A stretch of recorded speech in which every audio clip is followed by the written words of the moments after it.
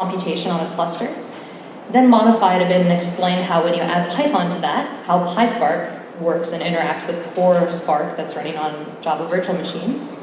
And that information is going to set up for the last two parts of my talk, which are what I advertise, which is things that I think are best practices for writing PySpark jobs, and then things that I think are best practices for actually running PySpark jobs so that they're debuggable and you can continue to use them.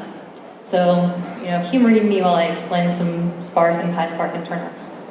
So, Spark is a very easy to use and easy to write sort of programming paradigm, right? We have these Spark contexts, which if we start up, say, a PySpark REPL, we have this thing called SC, it's our Spark context.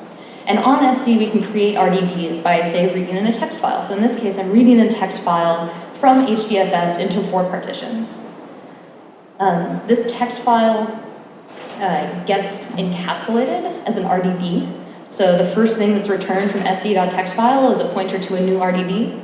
And then I begin to describe all of the actions and transformations that I want to do on this RDB. So I read in this text file. Text files all get read in so that each element in the RDB corresponds to one line in your file. And then I want to map over these. So let's say that I have, in this text file, this is kind of based loosely on a project that I did with one of my customers at Cloudera, where every line in this file is sort of a time series or a vector, and I'm reading that into a series. So in this case, 2 series is taking this text line and changing that into a pandas series. And then I have some sort of method of deciding if this series has an outlier. So I map over my series, I change all of the strings and lines in my text file into pandas series. I apply this filtering thing where the only things left in my RDB, after I apply those 2 filters, some sort of mathematical magic that says, like, yeah, this thing has an outlier in it, we should look at that further. And then the action that actually causes the rest of this computation to happen is a count. And so Spark's framework is such that you describe transformations, but nothing actually gets triggered to happen until an action occurs. And so an action is anything that has to return a value instead of a pointer to another RDB. So if it returns something other than a pointer to another RDB, that means you're probably triggering computation. So Spark is kind of tries to be smart about this. It tries to take the description of the transformations you want to do on your data and compile them. I like to think of it as squashing it down of these different transformations into what it calls a stage. And so stages allow Spark to not read one record, go through the rest of the records, apply another thing, start a new filtering step, go through records again. It tries to combine all of these in a smart way. So there's 2 aspects to this. One is sort of the meta control program, and then there's something that's actually doing computation under the hood on your cluster. And the way that this works out is through sort of 2 classes of entities that are working in your Spark cluster. So in your Spark cluster, you have a driver program. And that driver program is the thing that let's go back. That driver program runs the thing that I described there, which is SC, read in this text file, do these transformations, and then count. The driver program contains a Spark context. And that node on the left side is the thing that's happening locally, and either on a single node on your cluster or through some connection between your local machine and the cluster. And then Spark takes all of that information that says, hey, I need to do this transformation to that RDB, change it that way, compiles it into a bunch of information in stages, which is going to farm out to its workers. So the workers are nodes in your cluster that actually will do the work, not just sort of the driver program that's directing everything around. The workers contain executors, and executors are multi-threaded and are the things that actually operate on tasks.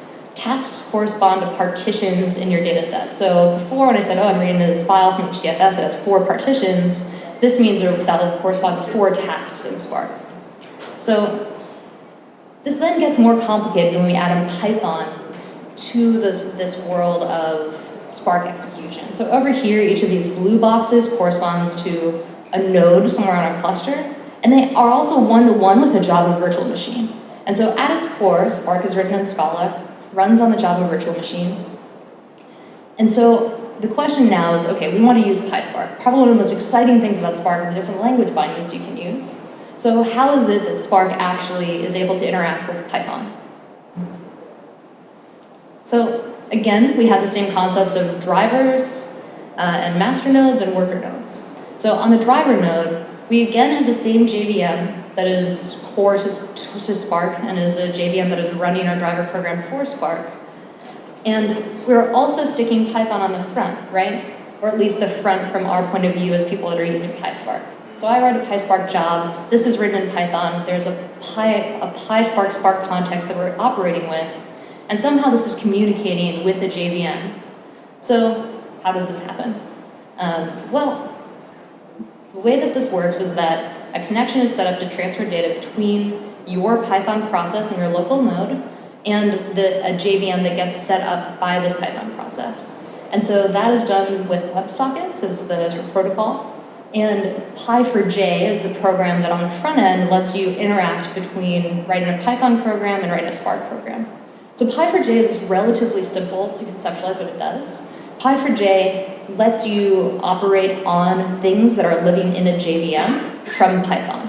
So from Python, under the hood, what PySpark is doing is says, hey, setting up a JVM, great, JVM gets set up. Okay, instantiate this class. I need you to instantiate it org.apache.spark context. It makes you a new Spark context in that JVM. And so Py4j is really just letting you have a thin wrapper around classes that already exist in a JVM. Then on the cluster side, we now need to think about, well, what is it that Spark is actually operating on, right? Spark at its core has RDDs full of data. Well, the most universal type of data that we can have in a computer is a collection of bytes, right? And so from Spark's point of view, in Java land, all it knows about are these RDDs of bytes.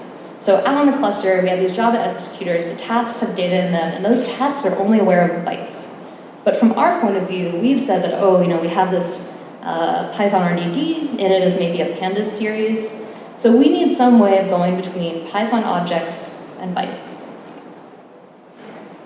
This is actually relatively easy to do. We can pickle the objects that exist there somewhat easily. But there's a second part of translation of Python which we also need to do, right? We say that, oh, we have this text file, we're going to map over it and apply some function to series, and then we're going to filter with another Python function. We need to be able to describe the functions that we're going to apply in a way that can be transferred and shuffled across a cluster and then actually applied. And so if I say I need to apply to series to all of my data, there needs to be some way for me to get that function out on the cluster. So this means that we need to figure out how to apply that function. And sometimes functions might have more information around it than is needed to be applied, right? The full context that the function lives in is sometimes accessed. And so there's some sort of special magic that needs to happen there, but it's not magic at all, right? Like everything that feels like magic in a computer is definitely some program. The program that's being used here, pickling. This is the best picture of a pickle I could find. It looks really green, it's not too sad. What happens is that we have these functions we want to apply. We have to series, we have hasOutlier, and on the driver node, it will try to, this library that they use is actually not the standard Python pickle library, it's called Cloudpickle. It will try to encapsulate all the information needed to apply that function, meaning the function closure. And so sometimes it can be tricky to write functions that are serializable by Cloudpickle. This is a common problem. And so I will talk about some ways to get around that. And yeah, that's a common problem. So the main thing to understand and take away from what I've described about how Spark interacts with PySpark, or the Python bindings in Spark, is that in order for the JVM to communicate with Python, we need to be able to pickle functions, and we need to be able to actually take our data and translate those into bytes. And that can be the trickier parts of writing PySpark well as the sort of performance limitations of having PySpark run fast, right? So this diagram here, where on my worker node, I have Python processes talking to Java executors. The information transfer happening there is happening through pipes and is relatively slow. And so the more data gets transferred between the Python processes and the RDD sort of Java core, the slower your processes will be. And so one of the things I'll talk about is how to try to avoid data transfer between Python processes and the underlying Spark framework. Now, setup is ready for my punchlines, just a long series of punchlines, hopefully. So these are my best practices for writing PySpark. There's two sections to the rest of this talk. One is writing PySpark, and the other one's actually running it. And both have different challenges. So, as I mentioned, one of the things that is frequently pointed out about PySpark in comparison to Core Spark is that it's much slower. And that is almost definitively true. When you run it, it'll often be much slower. One of the ways that you can get around this is to do as much work as possible in a way that doesn't transfer data between the Python processes and the JVM. So there's been a recent emphasis in the Spark community in developing the DataFrame API. And so DataFrame is really just another word for SQL table. And the reason that this is really helpful for us from we want to write PySpark sort of world is that SQL tables and DataFrames, or SQL tables / DataFrames in Spark are well typed, and they can actually be held, more information than just this is a collection of bytes can be held in the Spark framework when it's thinking about, oh, I have a table, this table has these column names, it has these types in it. And Spark can be careful and fast about keeping more data inside of the JVM without having to pass that information off to a Python process. So if possible, doing operations on DataFrames, loading your data in PySpark into a DataFrame, and then describing what you need to do in the language of the DataFrame API will prevent data from being transferred over to Python processes. So I kind of think of DataFrames as mullets, where you have like a nice DataFrame API in the front and a SQL engine in the back doing query execution for you. The API leaves something to be desired, especially when instantiating your tables. So this is an example of a DataFrame that I loaded recently from some open data set about telecom churn prediction. And in it, you have to specify the column names as well as the types. And it's really this typing that lets the Scala core JVM take over most of the work from Python processes. So use DataFrames when you can, but I think honestly that's not a satisfying answer, because when I think about why I want to use PySpark, it's usually because I have interesting libraries that I actually want to go execute on a cluster. And so do what you can when you can, but when you get down to it, I'm going to talk about how to make serialization of your complex Python things a bit easier and management of that a bit easier. So next topic. REPLs and notebooks. There exist PySpark REPLs. There exists a lot of notebooks out there that you can use for doing exploration of your data. I frequently work in teams, and I frequently work with other companies' teams. And what I find really challenging about notebooks or REPLs is that the work that you do in them is not shareable. So, like a delicious pizza, your code should be shareable, right? There's no way, or at least I find it very difficult, to write something reproducible and reusable inside of a notebook. So, share your code. So if you're going to share your PySpark code, what should it look like? Overall, this is a standard Python project. You have like my awesome PySpark project, you have your awesome module, and initialize your module so you can install it other places. Maybe you have a vendor, you have some docs, you better have some docs, right? A set of files that you can install that project in other places, and a bunch of tests. So to figure out from this core outline of what a Python project looks like, how to modify that for best use in Spark, we really need to think about what the overall shape of a PySpark job is. I'm probably importing some of my own biases in the type of work that I do into what I think the shape of a PySpark job is. In general, I'm building machine learning applications or sort of analyses, and I need to do some data I/O, I need to do some feature generation, I need to train a model, I need to evaluate it. So overall, what we need to do is parse some CLI args and configure the Spark application. And this is actually very useful for making sure that the code that you write is testable. If you have a configurable input, you're like, hey, go look at this path out on HDFS on a cluster, or go look at this local directory that contains a little bit of sample data, If you can switch that out on the command line, you can switch it out programmatically, you can test it better. After you configure your Spark application, you're going to read in some data, you're going to actually instantiate your RDEs. You're probably going to do some turning raw data into features, do some fancy maths in some way. So you might be training a machine learning algorithm, you might be doing massively distributed statistical analysis, and then you're going to write out some data. So the maths is a shout out to my colleagues in the UK, there's 2 of them, and they've sort of convinced me that maths is a totally appropriate way to describe mathematics. So that's fine, they're very convincing gentlemen. So how does this map on to what a PySpark project layout should look like? Well, first of all, reading in data. I find it incredibly useful to keep a data IO class around. So this usually represents going from some file or some database into a slightly more standard format. So I recommended DataFrames. If the data that you have operates cleanly inside of a DataFrame and you want to do that, that is a great thing to target. But separating with how you're reading your data in from what it actually looks like when you first hit your algorithms is super useful. And this is the type of thing that is easily factored out to be shared amongst a team.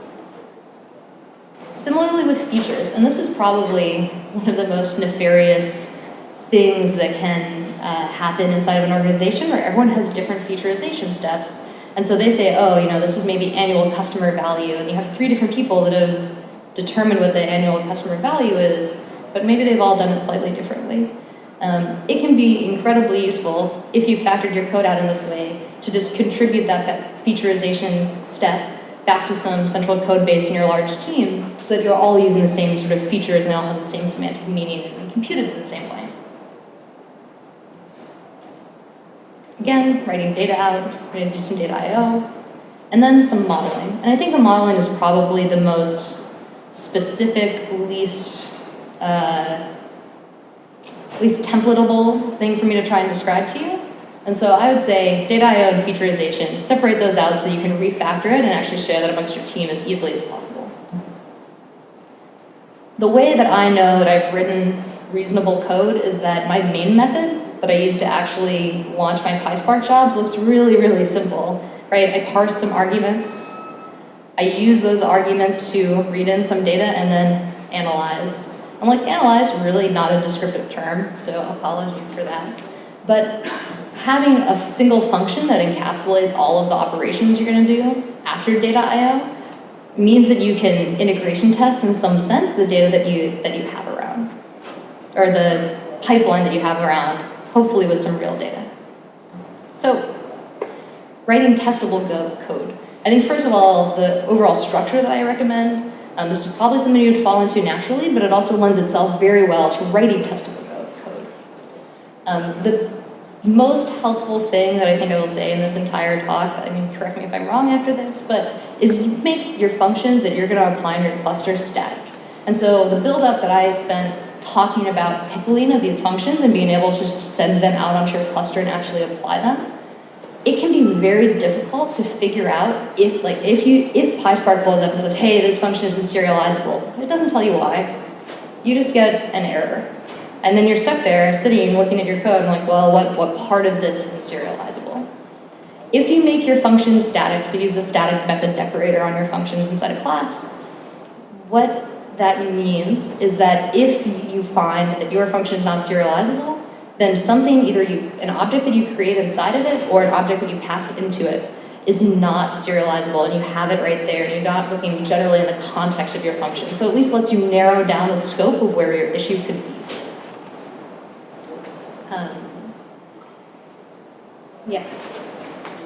So you also want to separate feature generation and data standardization from modeling.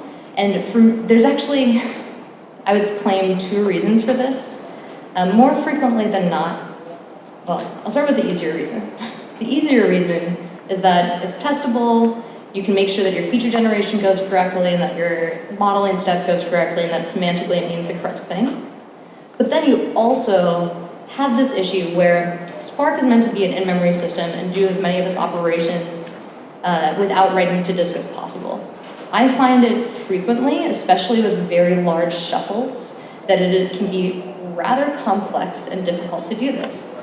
feature generation for me almost always involves a very large shuffle, especially if you're working with data that's, say, a log file with records that are appended, and this log file is information about a bunch of users. These users have been using your system over a long time, and then you want to build some sort of model around these users. So your data for them is sprinkled across your cluster. You need to aggregate this together and build some features about those people. That aggregation and shuffle step where the data needs to get spread around is prone to failure if you're working with very large clusters. And so I've had issues, for example, where my input data set was maybe 3 terabytes. My intermediate data during the shuffle went up to about 80 terabytes. And this is on maybe a 100-node cluster, which should be able to handle that with spilling the disk, but it was a very challenging and time-consuming task, which I didn't often want to repeat. And so if you've already factored your operations into this sort of structure where you do a featureization step, which if you're doing that pattern of building feature vectors from that sort of data source, which a lot of people are, that can be very challenging, time-consuming. If you've already done this, you can easily add a step that writes to disk there, and then saves that so you don't have to redo it every time you're going to train a new model. So that's something to consider in terms of the cost of actually running Spark jobs. Next important point, writing serializable code. So I've already given you a hint as to how to write functions that you can debug if they're not serializable. But to make sure that they are serializable, well, there's a lot of kind of trickery there. As I said, I suggest using static methods. You need to make sure that the functions that you write are executable and serializable. The only way to really tell often is to run it and see if Cloud Pickle fails or not. You can use Cloud Pickle itself and actually write tests to make sure your functions are serializable ahead of time if you're feeling pretty on it.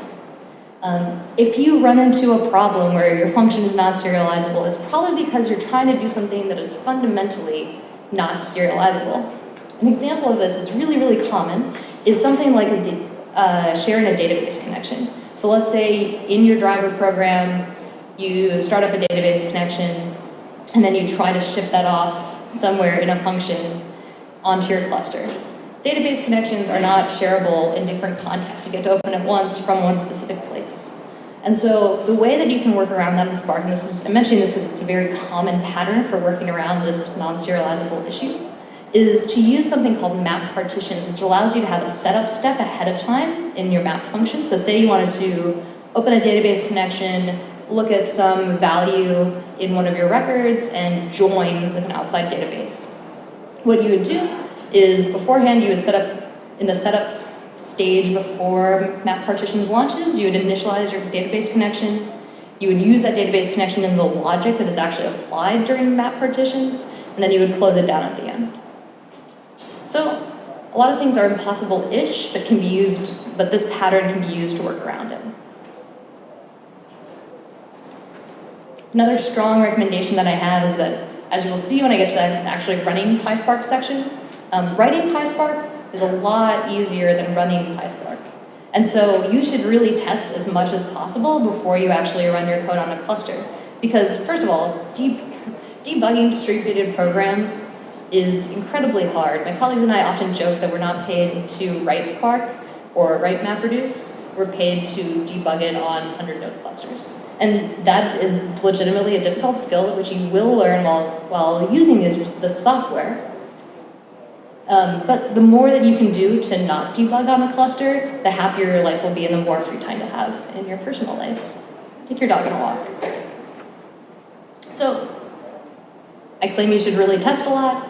I recommend using SparkTestingBase. This is code that was used internally in Spark, in the Spark core repo, that has been factored out by Hougland, the woman that learned Spark. It's relatively simple what it does. It sets up Spark contexts for you. So this isn't necessary for unit tests where you're testing your static methods, which are inherently unit testable, right? But when you need to start, say, testing your entire pipeline, then this lets you set up Spark contexts inside of classes. Very easy to extend. I have an example of using SparkTestingBase here to say my Hello World test class extends SparkTestingBase. Each test definition in there automatically gets a Spark context, and you can configure whether or not that Spark context is shared between different testing functions in that class, or if it's torn down and opened back up again between tests being applied. So, more specific testing suggestions. First of all, unit test as much as possible. If you've written those static methods for the functions that you're actually going to apply to your data, then those unit tests should be straightforward and easy, and you should just write them because it doesn't take that long and it'll make you a lot happier. And more important, and I think slightly trickier thing to test, is integration test your entire data flow. So if you've factored out the data I/O step from the rest of your code, it's very easy to take a data sample from your cluster and use that, or from your real-world data set, and then actually use that in your test. And I really highly recommend starting a little file in your code base that is just a small random sample of the data you're going to operate on. Because when you run into problems later, so say you have some sort of problem parsing a particular record, which if you're parsing, multi-terabyte files into the petabyte range, there's almost certainly going to be some records that are not the format that you expect. If you run into trouble parsing those, you can log whatever you ran into trouble parsing and add that to your test file. So that as your code base continues to grow, change, you can continue to work with those weird edge cases that you come across. So, like I said, and related to this is test for deviations from expected format. Parsing errors are the bread and butter of like half of the code I write. Meaning either I produce a lot of parsing errors. A little unclear what I'm trying to say about that. The point is that deviations in the data happen all the time. Try to respect it. You can run into very strange problems with empty RDBs. I think this is maybe an overly skeptical view that you should always test for empty what your code does in the case of empty partitions.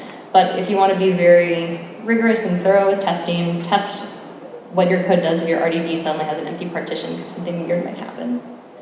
And I think the last thing I want to emphasize, which is the first thing most people want to jump to, is that did the code that you write, is it actually semantically correct for the problem you're trying to solve?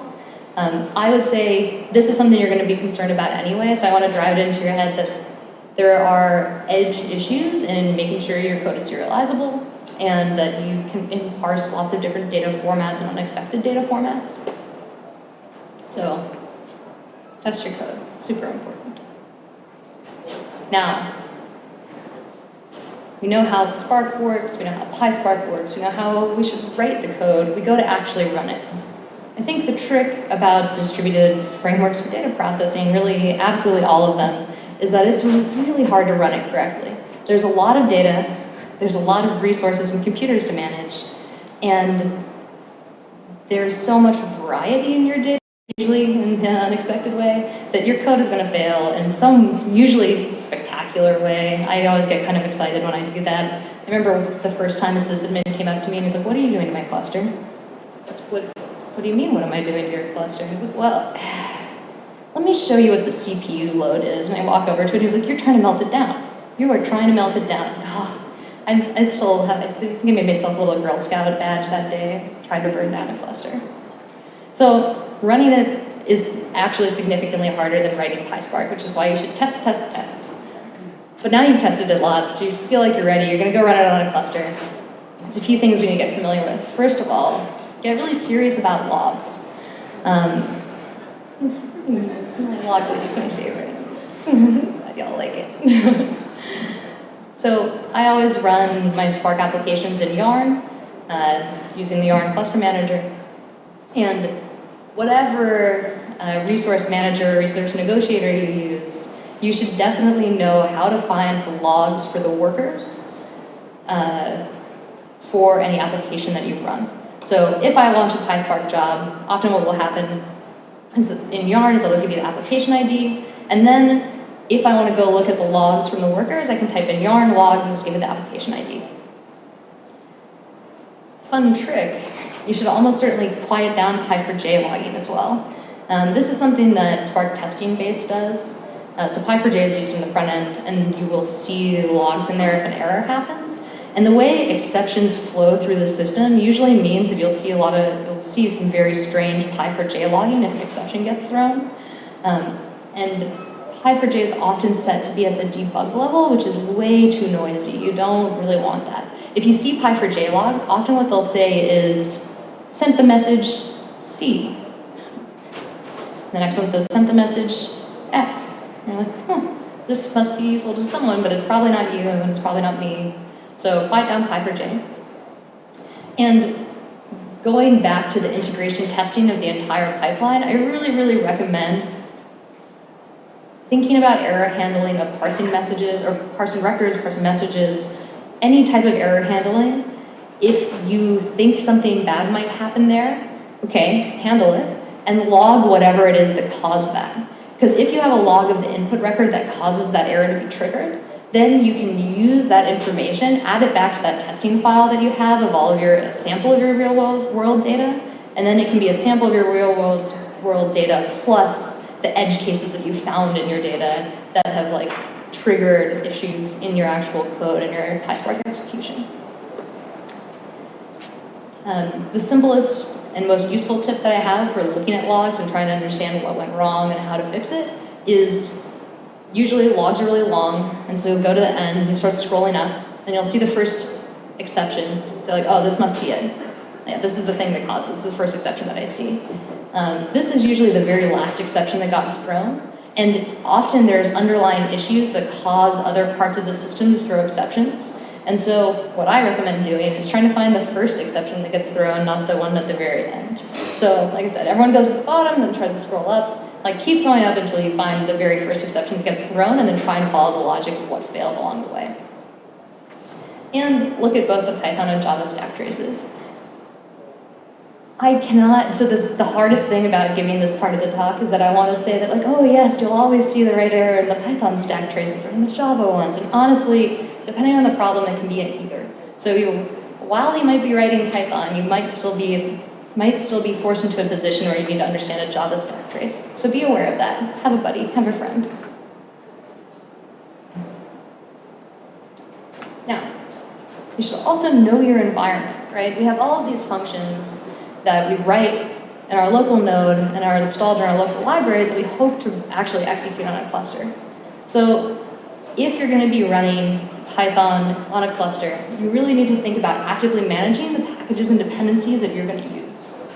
So in an example of issues that can happen when you're not actively managing the Python runtime that you're using, in older versions of Spark less than about 1.4, if your driver or your worker or two different workers were using different versions of Python, then you would get errors that said, like Boolean not callable, which doesn't actually help you figure out what happened, that there were two different versions of Python being used. So be conscientious and careful of what these dependencies are. And so I think most people are pretty, at least for me, the thing that excites me about using PySpark is being able to use libraries like pandas and scikit-learn.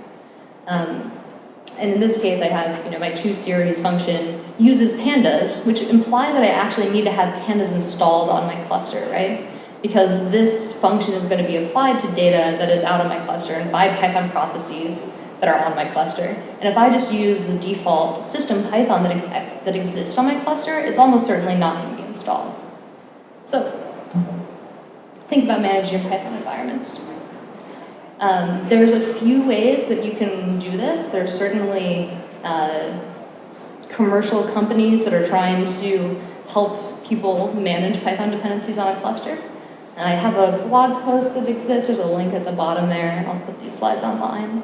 That explains how you can set up something like Anaconda or a virtual environment on a cluster and install the libraries that you need. But the short version is, once that you have a Python installation that has the dependencies that you need on your cluster, then you can set PySpark to use this in your spark-env script. Spark-env lets you sort of set this as the default for all the jobs you're going to run. You could also set this on the command line for a single job and change which Python installation you're going to use. But all you need to do is set the PySpark Python environment variable to whatever Python binary interpreter you actually need to use, and it will use that. those are my recommendations for how to run and write PySpark jobs. Hopefully you learned a lot about Spark, Python. And I think I have time for questions.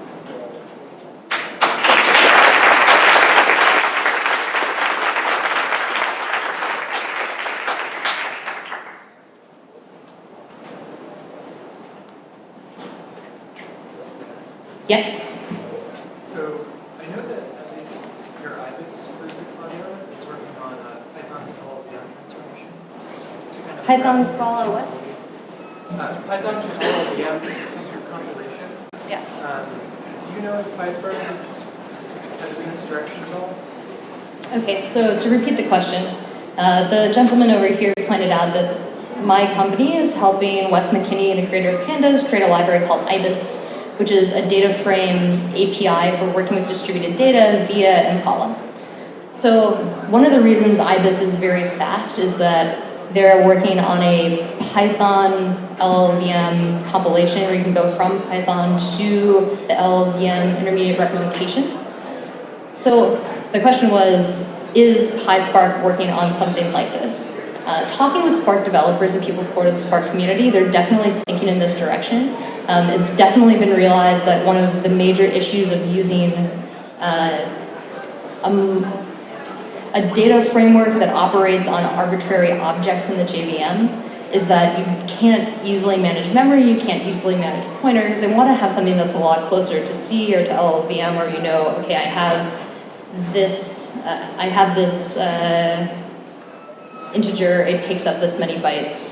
I can go easily look up the next piece of data that I need. So this is why there's a large emphasis on DataFrames. I think the DataFrames are trying to take over some of that work. I've heard a few different rumors in the direction of moving towards something much more similar to LLVM-like operations in Spark, but I suspect that that would come in a major version change. So my short answer is like, yes, I've heard about these things. I think in general, the operations are mostly directed at improving DataFrames and encouraging people from the R world and from the Python world to use DataFrame functionality as much as possible. Yes? Do you have any experience doing like scikit to learn with PySpark? Like applying those functions with the PySpark? Yeah, so the question was, do I have experience applying scikit-learn functions in PySpark?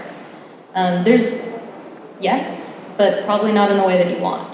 So scikit-learn fundamentally works on a single node. You can define classes that encapsulate your scikit-learn information, your model building, and then apply those classes to maybe subsets of data using something like map partition. So you say like, okay, for this partition, let's train a model, and let's do that for each partition, so you get different models based on the data, and you could do something like ensembling there, but it's not possible to just like point scikit-learn at a PySpark RDB. I actually had to argue with some CIO of a major company who claimed you could definitely do that. And I was like, definitely not.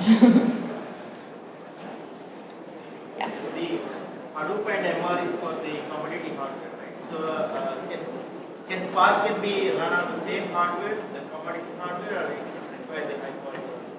And what are the limitations? What are the what? What are the limitations to run the Spark? Okay, so the question was, Hadoop is made for commodity hardware. Can Spark be run on commodity hardware, and what are the limitations to running Spark? So Spark can be run on anything. You can run it on a single node. It's pretty agnostic to how that happens, but good performance from Spark usually requires a lot of RAM. So Spark is meant to be fundamentally in memory. It's trying to avoid writing to disk. And so the configurations of clusters that you would have for something like MapReduce and for data storage are different than the configurations for clusters that you might want for Spark. And so it's the type of thing that can be very hard to know ahead of time exactly what your cluster should look like, particularly if you're using Spark, because there's a few things that might happen, right? People talk about data sizes, like, and I did this today, I'm sorry, I apologize. People talk about these data sizes like they mean something. You're like, oh, I had like, my input data set was like 2 terabytes, which isn't that big. But my input data set was 2 terabytes. And then I needed to like put it in memory, and I put it in memory, it became 72 terabytes. So being able to estimate from what your input data looks like on disk to what your input data, like the memory footprint of your input data on a cluster is difficult. And estimating key skew ahead of time, so if you're doing something like user analysis and you have log files of your user information, there might be some users that are actually robots and have 1 billion records associated with them, and you'll have very strange key skew there, and they'll all try to go to the same machine, you'll need to split the disk. So the short answer is it's really hard for anything that's very heavy on memory usage, so things like Solar, Impala, or Spark, to know ahead of time exactly how much you need until you put up a cluster and actually try it with some sample of your data. But yes, the configurations are different. You can still run it on commodity hardware, you don't need SSDs or anything fancy, but you might need a lot more memory than you would have allocated to your cluster, to your nodes otherwise. Other questions? Yeah.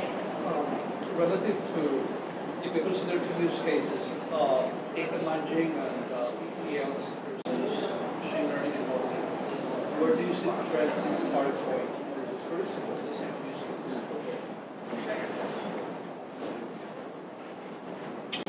So the question was, with Spark, where do I see the trends going between data munging and ETL, or sort of iterative analytics, machine learning work? So I would say Spark is mostly being used in the direction of iterative analytics, machine learning work. Its failure model and its failure resiliency model can be very challenging for large ETL workloads. So to give an example, so I said Spark compiles the directed acyclic graphs of computation into stages. So you might have like a map, like a few map steps, and that all gets put into one stage. And then there's some sort of shuffle, so you do like a group by some ID. So there's a shuffle of data across the cluster, and then more operations that just happen sort of serially on data that doesn't require movement of data across the cluster.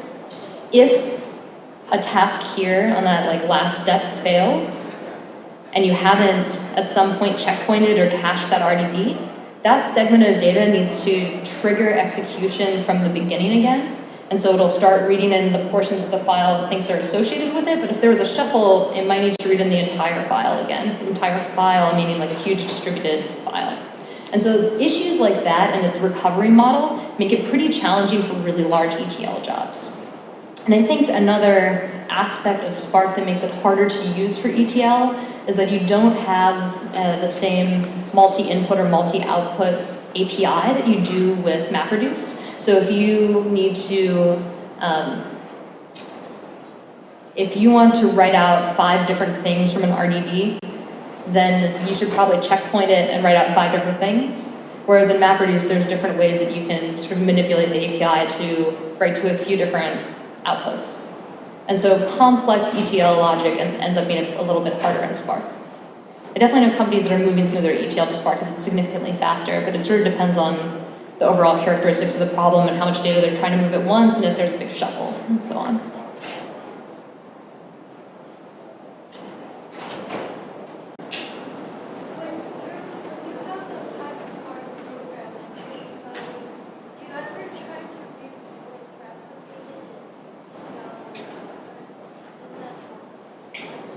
Does it help?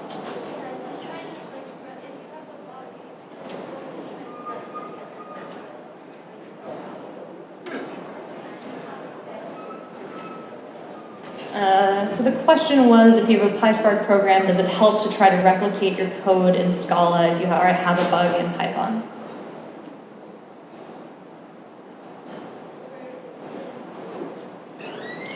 Yeah, I would say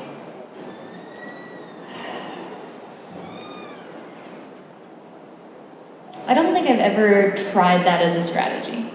I would be interested to see if you uncover bugs that way. That the Python API is maybe diverged from the Scala one in some way. I suspect that, well, I mean, it might help because Scala has stricter type checking. And so if you have a type error, you might not see it in your Python code, but you see it in your Scala code. So I could see a world in which it would help. But I would say that if it's possible to write the code that you want to write in Scala and you don't see impediments in terms of like lacking libraries that you might want to use, then I would encourage you to write it in Scala. I think right now PySpark is exciting, but it's also new and it's somewhat hard to use as I described. And you have to worry about a few issues here and there, and the API lagging a bit behind the Scala API.